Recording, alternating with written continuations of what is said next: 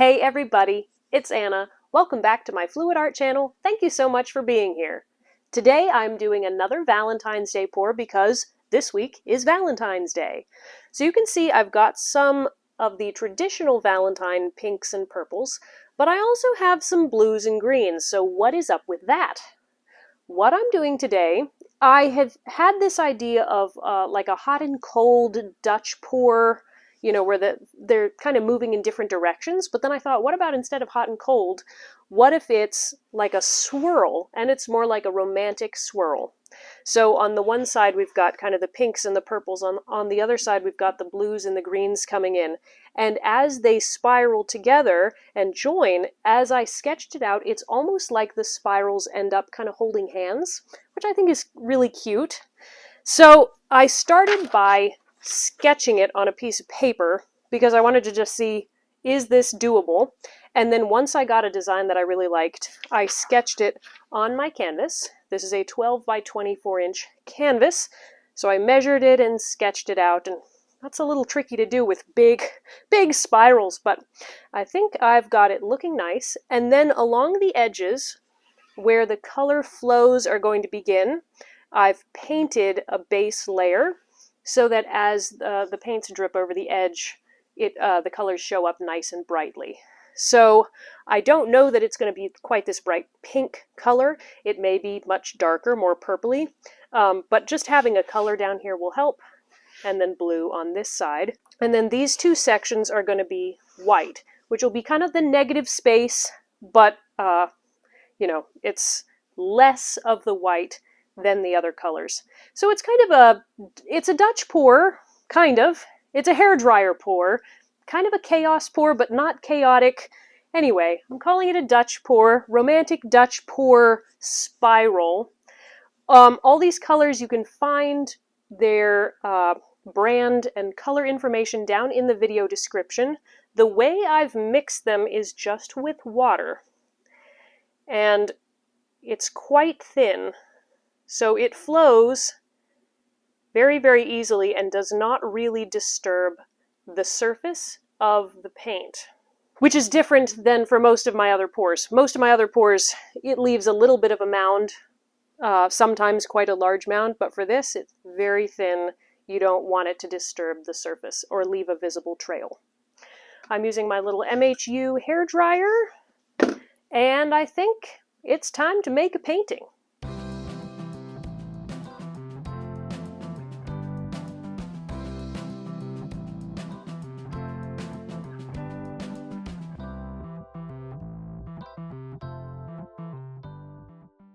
So for these spiraling lines, I've sketched it out, which I don't typically do because, you know, you add the paint to the canvas and then you can't see your sketched lines, but I want to put the paint on very carefully.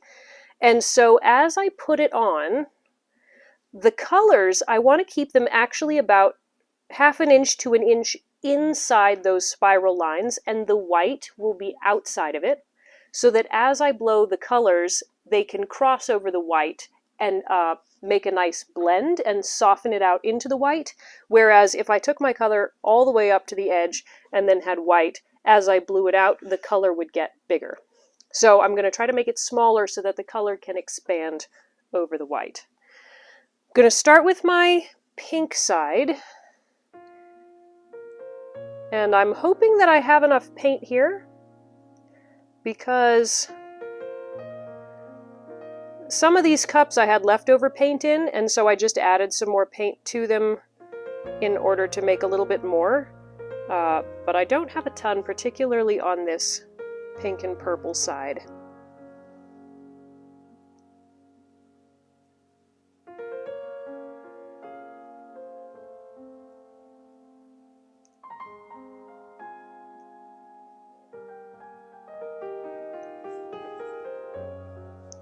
Of this gray purple, I want to have it in thin streams instead of really thick ones. This is one of my Master's Touch acrylics, which has, I believe, a lighter density than a lot of my other paints. And so those Master's Touch acrylics can tend to take over a painting, particularly a Dutch pour. So I'm adding plenty of it, but only in small pieces. so that hopefully there's not going to be these giant sections of that gray purple. I love it as a color, I just don't want it to dominate the entire piece. Metallic magenta. Alright, I have some Dioxazine violet. And I do want plenty of this color because actually my original intention would be sort of navy blue on this side and dark purple on this side, with hints of green and with hints of pink. But then as I mixed my colors, I ended up with more of the lighter pinks and red and stuff. So I want plenty of the purple. And then I have some gold. I'm going to put gold on both sides in small amounts. Look at that. It appears to be enough paint. We can hope anyway. Still has to cover the whole sides. I'm going to add a little bit of white throughout here for some brightness and contrast. Whoa, that's a lot of white. Oh well. I'm liking that blend of colors. Looks very whimsical. Alright, time to add the blue side. So this dark navy, this is a mix of phthalo blue and black. Makes a beautiful semi-transparent navy blue. And then this is cerulean blue. So for each of these sides I wanted at least one dark shade. Well, no, I wanted two dark shades. So blue and green, I wanted a dark blue and a dark green. On that side I wanted a dark pink, which was the Rouge, and a dark purple. And then some bright colors, so a bright blue and a light greenish blue. And over here I had a light purple and a bright pink, and then a metallic for each of them. So actually the colors, they match quite nicely from one side to the other in terms of having a well-balanced color palette. Okay, so Viridian is my dark green color, and it's a nice kind of peacock blue-green.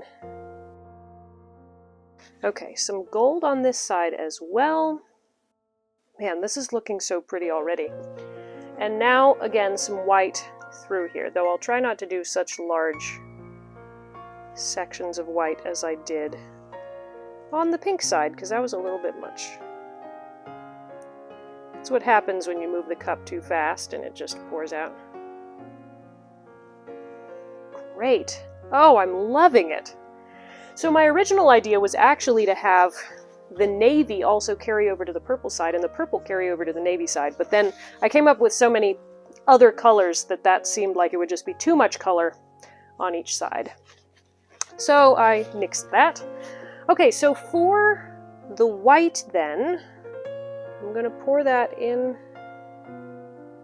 my negative space areas here. I'm not sure why I'm using my finger here versus a palette knife, but that's what I'm doing. So I'm just going to spread the white out to where it sort of comes in contact, or almost comes in contact with the colored sides. And I want there to be slightly less white on the canvas than there is color, so that the color can blow into the white and not sort of bunch it all up.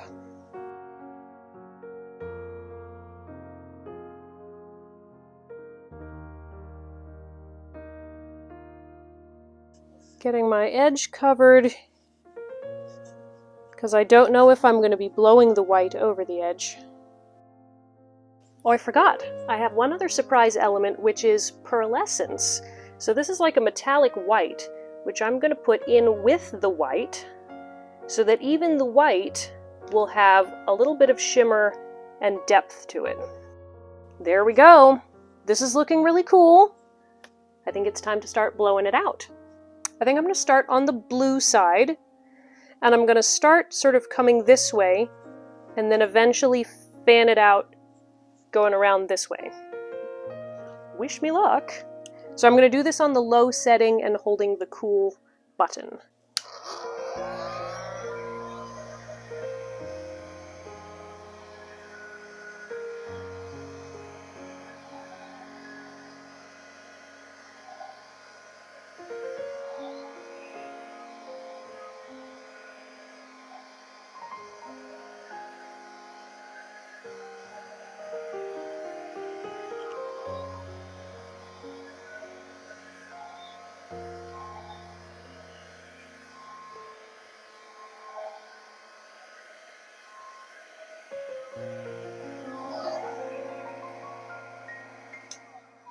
Looking pretty cool so far.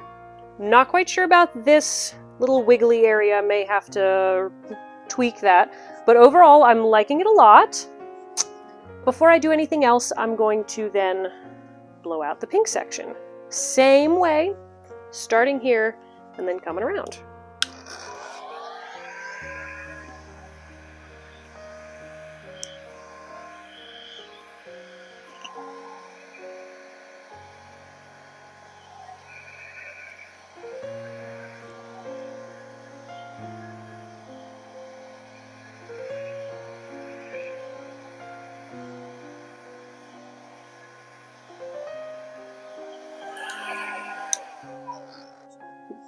Wow, this side got so many cells, which I think is because I had 3 different Master's Touch paints, and so their densities are lighter, so when they mix with other ones, they're going to make a lot more cells.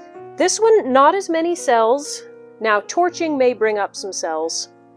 It is really pretty. We don't have a very defined spiral at this point, so I'm going to work to kind of shape some of it. Here there's too much of this blue. I don't much care for this squiggle, so I'm going to pull it kind of back in line and then blow that section out again. Oh yeah, much better. Like that. And I'm starting to get a few cells. Great, they're just reacting more slowly than on this side, which is like, whoa! Same with this, it needs to come more this way. The pink.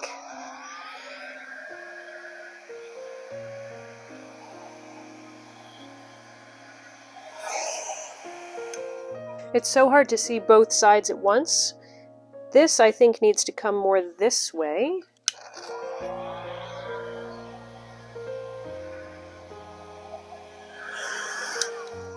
Nice. But then there's this weird kind of lump, which I don't like. Sometimes you can just touch your fingertip in, and it'll pull out a little bit of what you don't like, and leave kind of a star point, which maybe you don't want the star point, but maybe it's better than what was there before. Okay, we're getting close. I don't like how bold these colors are. So I'm going to try blowing this a little bit more this way. Yeah, that's better. The uncovered edge is bugging me, so I'm just covering up the side here really quick. Alright, I'm going to torch this side to see if I can bring up some more cells. I mean, even so, it's a nice contrast, lots of cells versus not as many, but a few more cells here wouldn't hurt.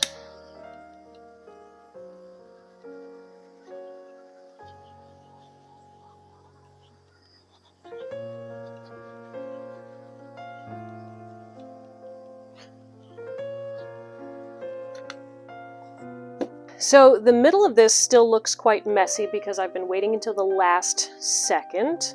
Obviously the white also needs to be blended a little bit, and I can do that with a straw, or I can just kind of swipe through that pearlescence with my finger to create that, to blend that color. For right now though, I think it's time to make the spiral in the middle. So I want to... this is supposed to come in like this, and this one's supposed to come around like that, more or less.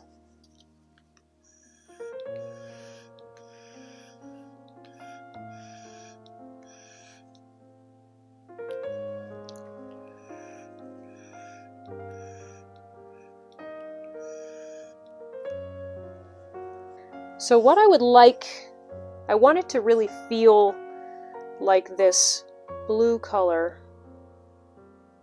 is pulling all the way around to the middle, and so is that pink, or the purple, because it happens to be purple. Actually, I'm going to grab some of this rouge because I want that in the middle.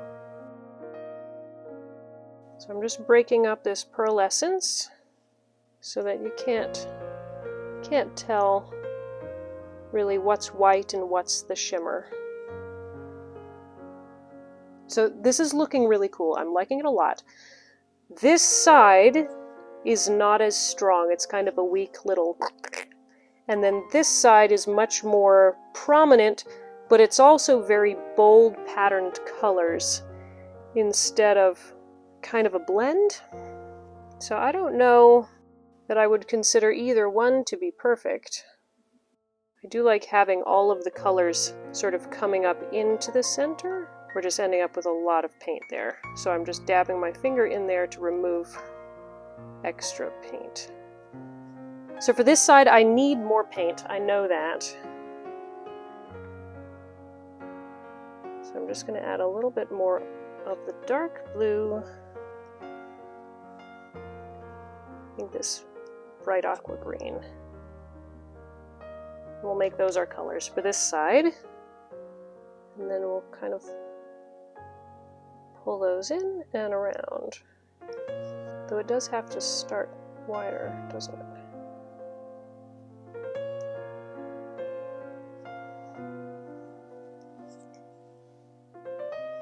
We need more color coming this way, otherwise it doesn't feel balanced.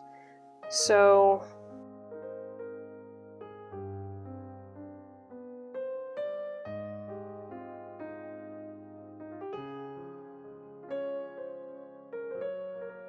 okay, so I'm just like staring at it to see if there's anything that I can make better. I love all this, crazy cells and all. I love this, even without a ton of cells. They do spiral around and meet in the middle. It's hard to achieve exactly the precision that I want with getting really, really tight and tiny in the middle. So I'm gonna be doing some brush touch-ups. I know that. I know I'm gonna have to add in a little bit of white just to make it extend around and really curve more. So I'll show you that process. But overall, this is really, really cool. And I'm ready to give you a close-up. Okay, so I turned off the cameras and then I got up on my step stool and noticed that this white section was not quite balanced with that white section. So I adjusted this edge of the purple side just a little bit. I may be doing some more tweaks on that white section with a brush anyway. I know I'll be adjusting that middle just to get it really tightened up and made to look even more perfect. But while we're here, let's look at this pink side. So those are those crazy cells that comes from those Master's Touch acrylic paints. Master's Touch mixed with water seems to make a particular style of cell, which looks almost like a jellyfish, so it's very pretty. But it's also a little bit wild looking, but you can see the gold, lovely color blend. May need to tweak those blobs of color right there in the middle. Just swipe through it with my finger or something. And then onto the blue and green side. I love these colors. So this is very peaceful. Not as many cells, but still beautiful. Got some cells there. That's from the white crossing over the other colors, because white is a denser color, and so the other colors will pop through white frequently. And then you can see the shimmer there in the white of that pearlescence, so that'll be just a nice little extra element. All right, I'll show you the next step of brush painting those center details. Okay, the painting has dried, and some of the paint shifted a bit in ways that I don't particularly like. For example, the white section up here, it went all strange. It stretched way out to the left. The cells over here got even more wild and misshapen. So not bad, just kind of chaotic. So I'm going to start doing some brush touch-ups to neaten those white areas and smooth out perhaps some of the areas that I don't like as much. Okay, so I'm going to start with white paint, and I need to widen out these swirls of negative space. So I'm just going to kind of freehand it start by painting on some lines and go, all right, I think this should start widening out here. And you can always expand your lines. It's okay to start small and then expand it as you go. Okay, yeah, I should take away this part too. I should add some more white here. But just trying to smooth out and get it back to that nice swirl instead of kind of the cramped, crinkled thing that it had become. Now with white paint, just because it's a light color, you will need to do 2 or 3 coats, even heavy coats, in order to completely cover up the dark colors, particularly the navy. Needed a lot of white there. All right, so in the center, I'm just carefully going, all right, where do I want this line to come up? And sometimes that means creating new lines instead of going with what the painting decided to be. So like the tip of that purple swirl had some of the bluish in it, and so I ended up needing to paint over that with the pink color in order to make it look right. But here I'm just filling in with white, making sure that it's a nice thick layer of paint to cover that up. So once that dried, I'm coming in with a second layer, and I am expanding those lines a little bit. After looking at it, I go, okay, I didn't make them quite round enough, so just tweaking those lines until I'm really happy with how they look overall.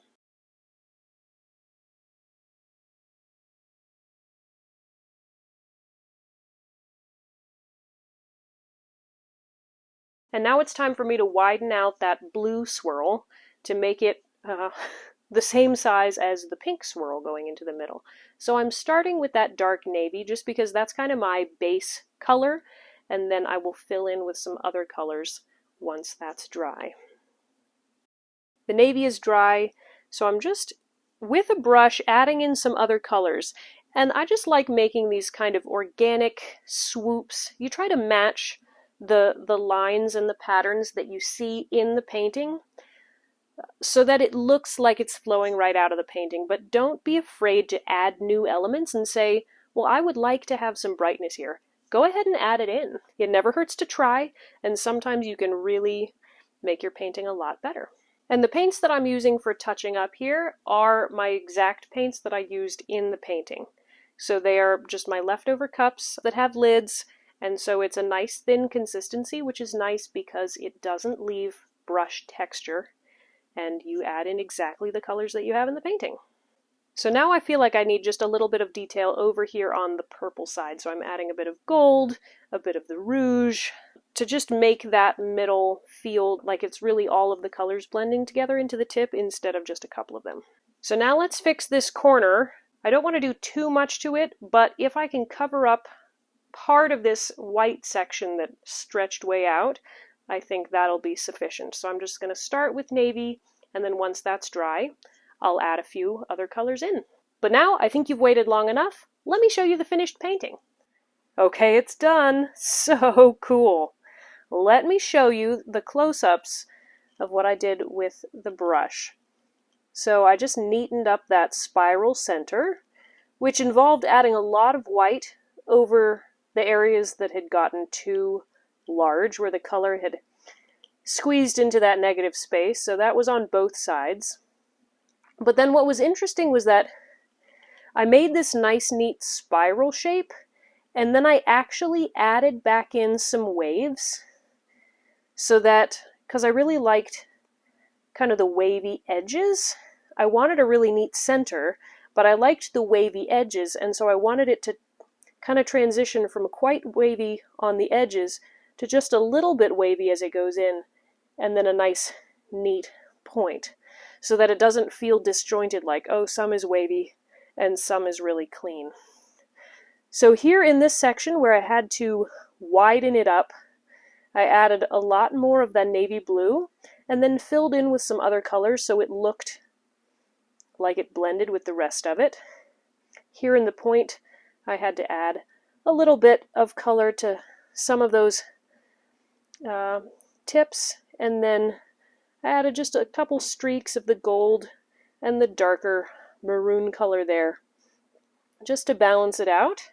And then in this corner, where my white had shifted way over this corner, I covered a big section with the navy and then blended in some other colors so that it matched more of the energy that I wanted but I love it.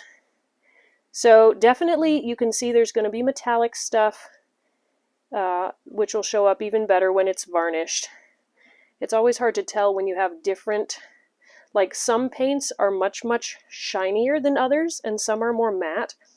Like that purple is very glossy, and so you can't quite tell what it's going to look like and when the metallics are going to pop until you have it varnished.